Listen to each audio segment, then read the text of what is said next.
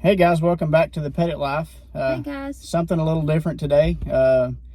Every now and then we do adventures other than racing, and today is one of those days. We came over to Horse Cave, Kentucky, a couple hours west of where we're from in Somerset, to Kentucky Down Under. And yeah, hopefully you guys enjoy it. Lots of critters and stuff like that. This is my element. Yeah, this is Jada's element. The racing stuff is really my element. It just so happens she loves it too, which is good for all of us. So, but yeah, there's a really cool cave here that we're going to do. That'll probably be a separate video, so look out for that. And then there'll be some shorts. And yeah, so. See some animal encounters. Yeah, rent us a golf cart, and you kind of got free reign to ride around and check out what you want when you want. Yeah, I'm so excited. So I hope you guys enjoy it, and just something a little different. So, yep. Alrighty, we'll see you when we get in there. Bye. Hey, it's Jada. Hey, it's Jason. And welcome to the Petitt Life. Here's me and Jada getting ready to bring it to you. Hope you enjoy. So, here we go. This is the gift shop. We're going to take you all around the nature trail.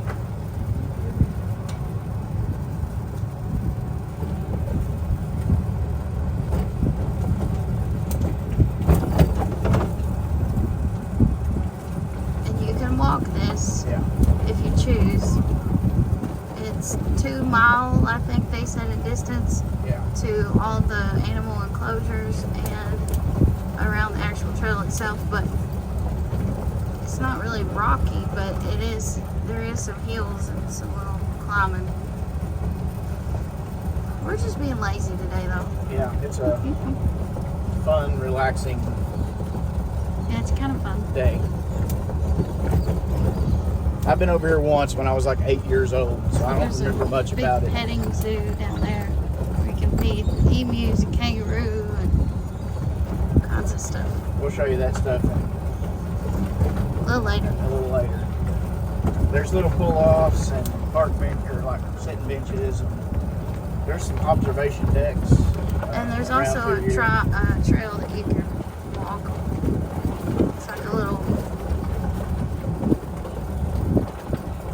But this would be neat if you don't have anything like this, like where you're from. I'm sure this is really cool.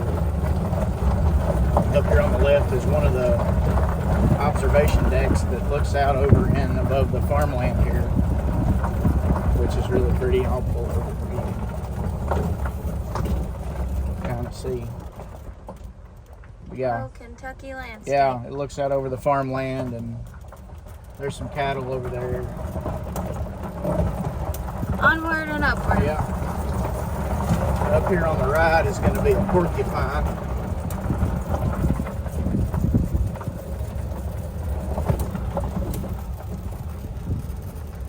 African crested porcupine. He's in there taking a nappy in his little house. Hit 3 on that. There he is. He's napping. Alright, over here on the left is a Cotamundi. And you can't see him right now. He's up there inside his house. Shed. A while ago he was out, but I think the Petitt Life might have spooked him. He went back up in his house. But yeah, you're getting ready to see, which I know the camera never really picks it up, but there's some elevation change on this trail, so definitely probably worth paying for a golf cart if you're trying to just have a fun, relaxing day. If you're looking for a workout, then walk it. But it's pretty back in here.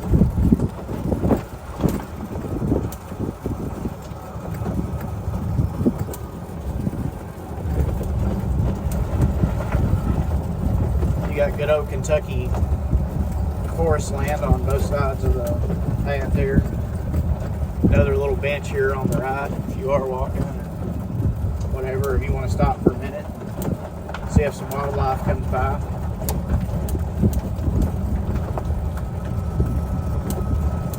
This is paved or chip and sealed, but it's got quite a few chug holes, as we call them around here, in it. Potholes, stuff like that. So just kind of watch where you're going, maybe. Up here on the left is another one of those observations. It's like a little nature. Yeah, it's like a little nature thing. You can walk out on it and sit and stand and see what walks by, kind of thing. And then another. There's some more little benches. Another bench, and then up here, that looks to me like a spring right there, but they've got it blocked off. Another bench here on the left. We're getting ready to come up on a group of people, so we'll kind of just ease by them. Right here is a back entrance to the cave. Something. Yeah, looks to me like. So.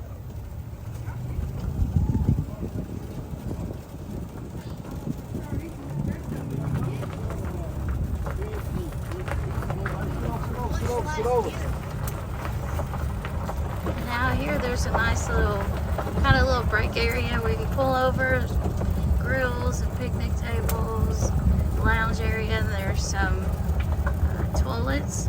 Yeah. Porta johns, porta potties. For you to use. This and then, fire area over here is neat though. And then we're back almost back to where the gift shop is. Here's the entrance. So it kind of just circles around. Mammoth Onyx Cave, which we'll show you if we're allowed to here in a little bit. We're getting ready to do something, so I'm going to stop filming. So, spoiler alert, we were allowed to film down in the Mammoth Onyx Cave. So, here's a couple picture teasers for you guys. Again, this will be a separate video. Hope you enjoy it too. So this is the bird area. It's down over the hill to the left where the foxes and wolves and some of the other things that we took shorts of, that also be on the lookout for those, are at. But this is pretty neat. They also have a lorikeet area where you can go in and feed the lorikeets. Really cool. Here's a short of Jada feeding the emu. There'll be a bunch more of those uploaded too. And then you guys have grass. Wouldn't you rather have this? Who knows what they want? Look at it.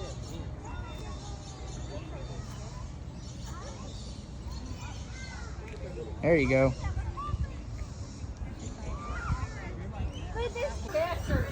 So these dingoes, you can pet. We have like 4 other places to go to, and I'm like, really,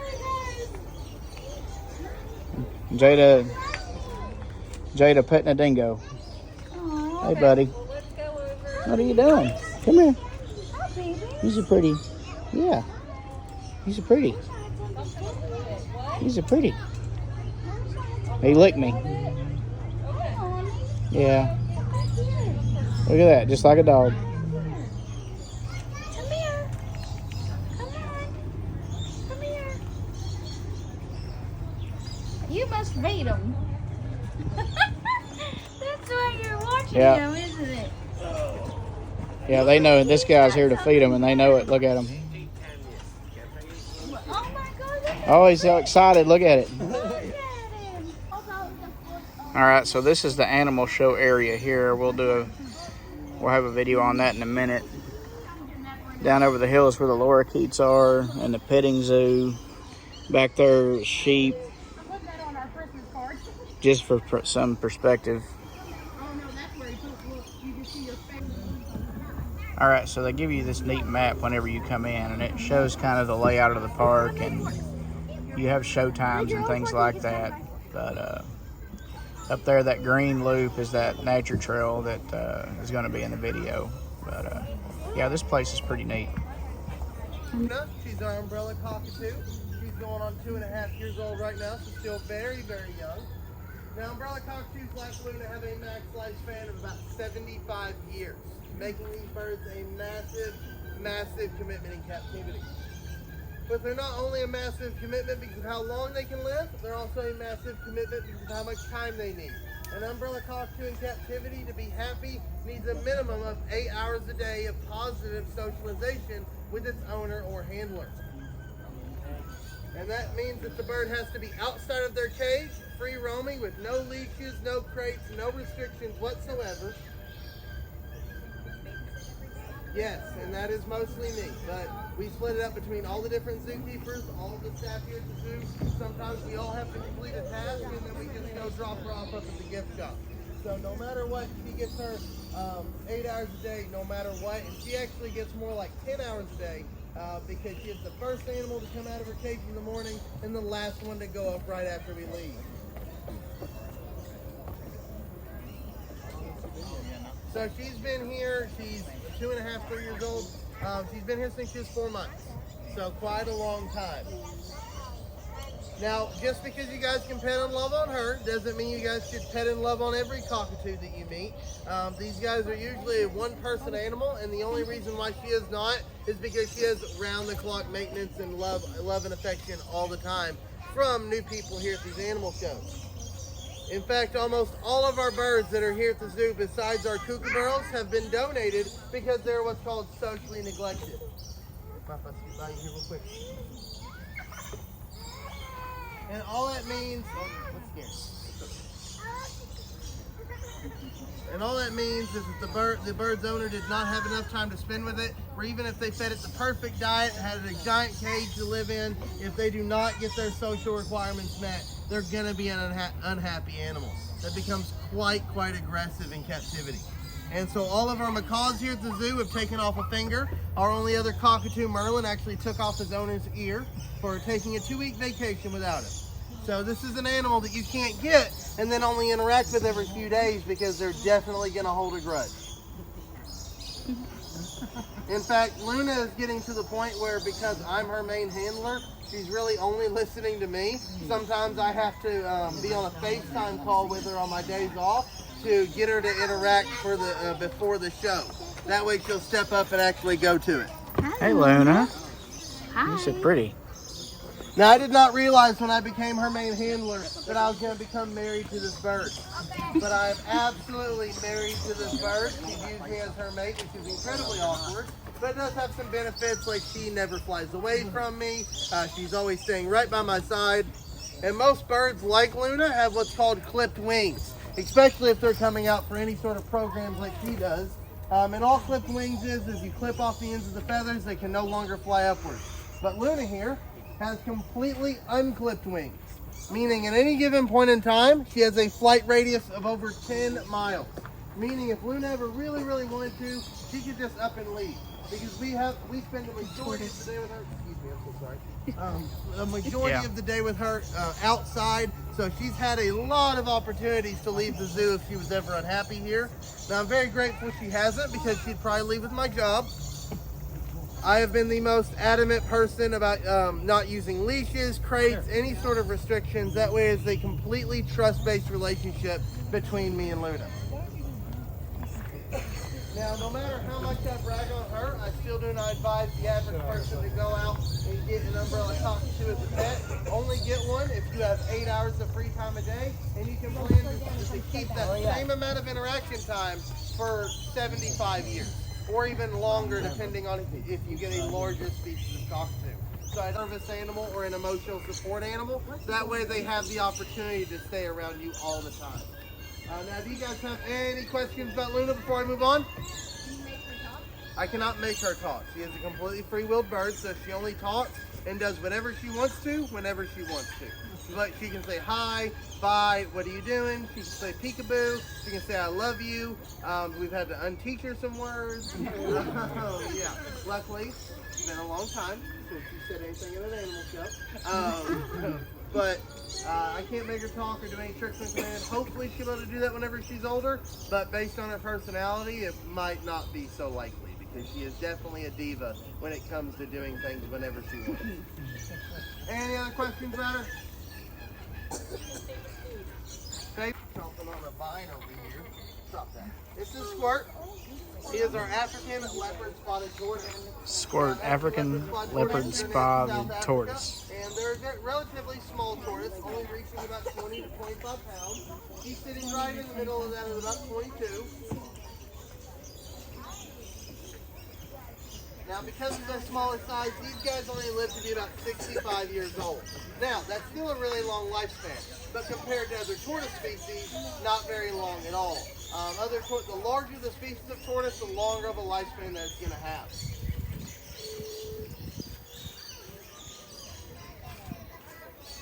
Now, the first thing everybody knows about him is this beautiful shell. And the shell has two main purposes, and the structures that grow out of them are called scutes.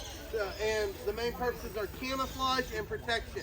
So it helps him camouflage extremely well, because with this very bumpy shell, he does not look like a normal food source for a lion, hyena, or leopard, or any other large predator that would be in his environment. So that makes him almost 100% safe from those animals. Now it also kind of works in reverse a little bit for all the large herbivores that share their environment, because that means whenever they're crossing paths with the tortoise, they're not going to be able to decipher them from the surrounding area. They're going to think it's a rock or a mound of dirt. Oh no, not at all. And whenever those large herbivores cross their path, excuse me guys, I'm so sorry. They oftentimes will get stepped on, especially by rhinos, because of their notoriously bad eyesight. But even whenever Squirt here, only weighing 22 pounds, would get stepped on by a white rhino, he would be able to handle that pressure. Because whenever he gets stepped on, incredible. it spreads the pressure amongst the entire shell. That way it doesn't break in one particular spot.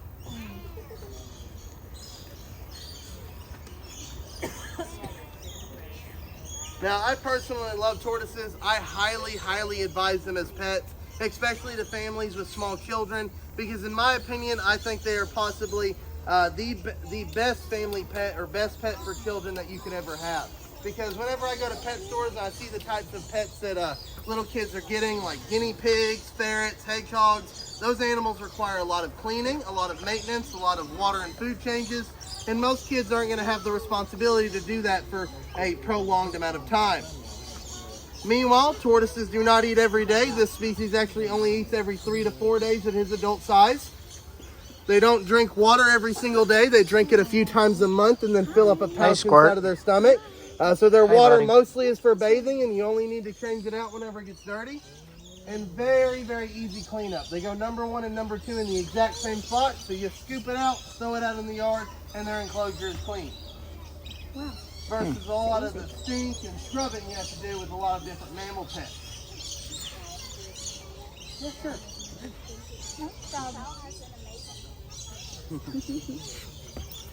Now, if you were to get a tortoise, I would advise you get a smaller tortoise, like a leopard tortoise here. I would not advise you go out and get a sulcata like the ones we have in the Outback, even though those guys are cheaper and more accessible. That the whole reason that they are is because they can breed a lot of them very easily, and a lot of people aren't going to keep them for a long time, so they can keep going back and getting them.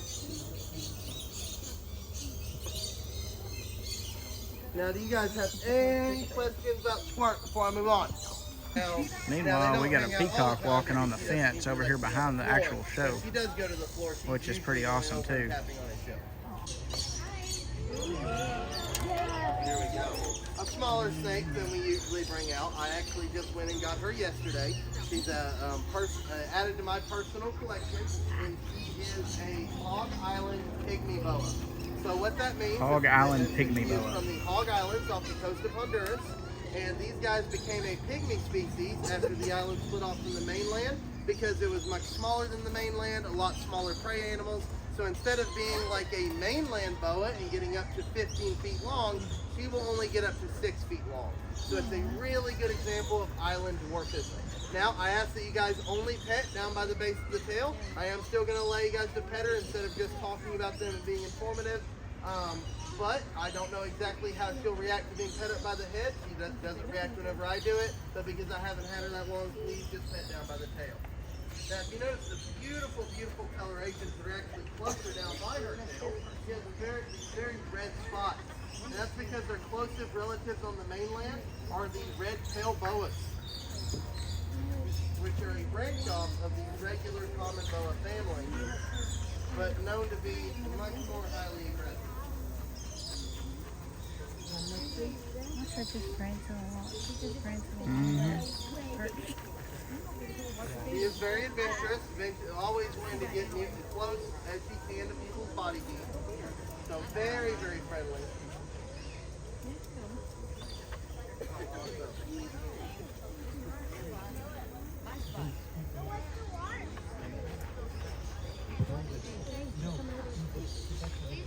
Yeah, just itty bitty. I actually, at my first show, had somebody that has a regular mainland red-tailed boa, and his is 5.5 feet and nearing like up to maturity years. And this was the size his was whenever he first got it as a baby. And she is probably already a year old. So that just goes to show how much smaller this island species is than its mainland counterpart. But island dwarfism usually only happens whenever an animal is separated onto a smaller landmass with less food opportunities.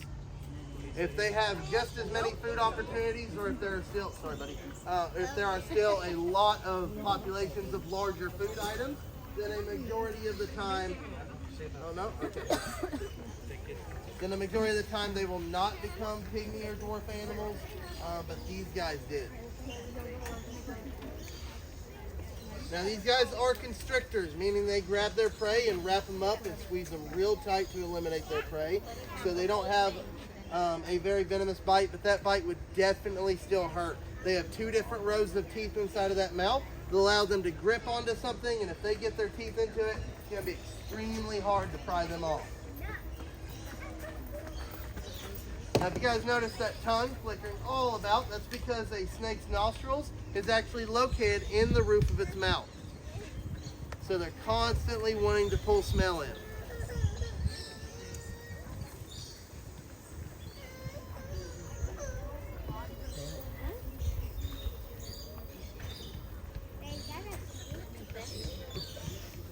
Now, of course, we have our regular 6-foot-long Loma pythons here, and his name is Clyde. He's very handleable, and he's actually to the point where he's done so many animal shows, we let people hold him. But because this is only her 2nd animal show, that's the end goal that we hope for her, that she can be an animal ambassador that can be held free form with no sort of trouble. My folks, please pass me, buddy. Sorry. I ain't gonna feed it no more. Now, right now at this size, she'll only be eating pinky mice currently, so not a lot at all. Every 2 to 4 weeks. Okay.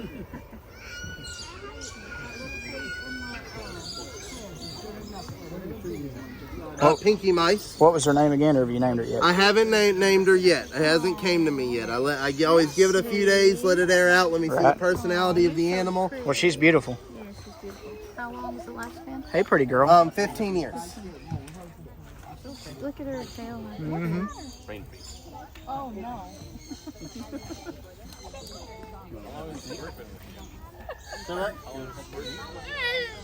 Squirt's been here for over 3 years. 3. And so we think that he's at least 15 years old, but we don't really know because the owner didn't know when they donated him. So a majority of our reptiles, along with our birds, are donation animals as well. And I always advise the rehoming of any sort of animals, especially reptiles and mammals. Excuse me, buddy, I asked squeeze past you, I'm sorry. Over the course. There we go.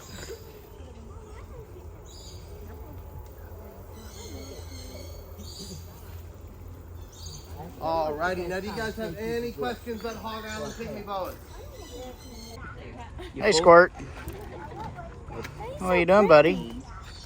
He is pretty. You get her? She's trying to, yeah, she's picking the top of your hat.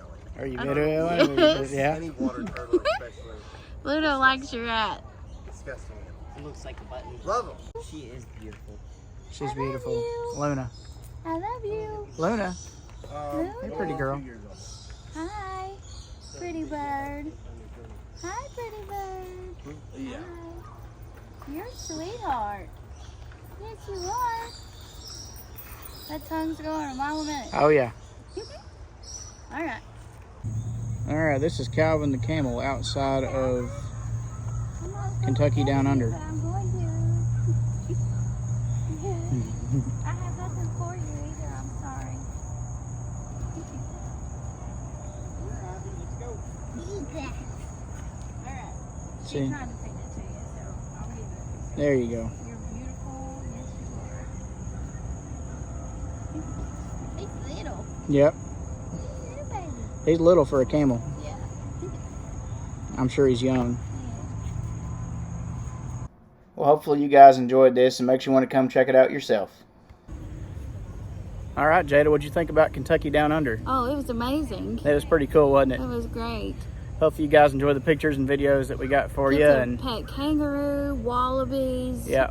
emus. And hopefully this will encourage people to come visit this place if they haven't came yet. Goats.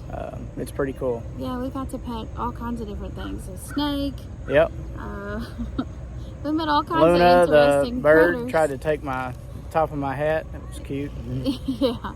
So it's pretty incredible. Yep. So it's very much so worth what you have to pay. Yep. I think it's $25.99. Yeah. I believe a person. But they do offer a military discount for active and veterans also. So. And of course the golf cart rental was a little bit pricey, but well worth it. it was well worth it. Yeah, because you got to ride around and go to all over the. Yeah, and you got free reign to go look at whatever you want when you want, other than the cave. You know, they have a guided cave tour, but it was great. Yeah, it was well worth it. There'll be a video for that too. So thanks for going with us. Yep. Hope y'all enjoyed it. See you next time. Bye. Bye. As always, thanks for watching, guys, and stay tuned for our next big adventure. Like, share, and subscribe to get that content.